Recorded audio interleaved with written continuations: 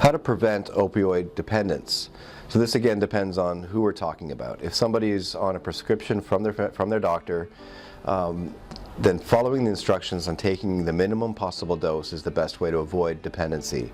So typically, for example, with Percocet or Vicodin, it's 1 to 2 pills every 4 to 6 hours. The idea is to start off at the minimum dose, so 1 pill every 6 hours. They could stretch it out to even every 8 or 12 hours. A little bit of pain is expected. I mean, we're on these medications because of a pain reason.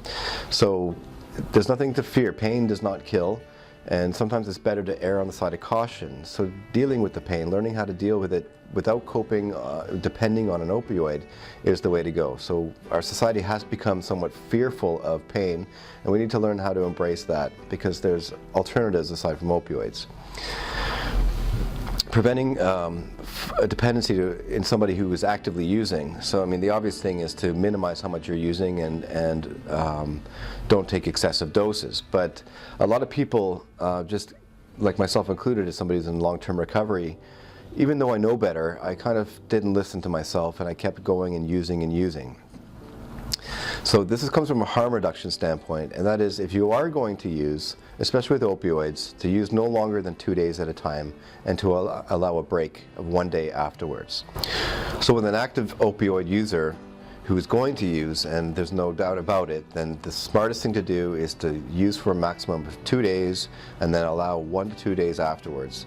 This is very hard to do because the opiates are so addictive and most people can't adhere to this. But if they are going to use, this is my advice not as a physician but more so as a fellow user or recovering user, is that the way to avoid dependency is to allow some time, a buffer between use. So again, it's if they're going to use for a day or two, and then allow a day or two off in between, and to adhere to that strictly.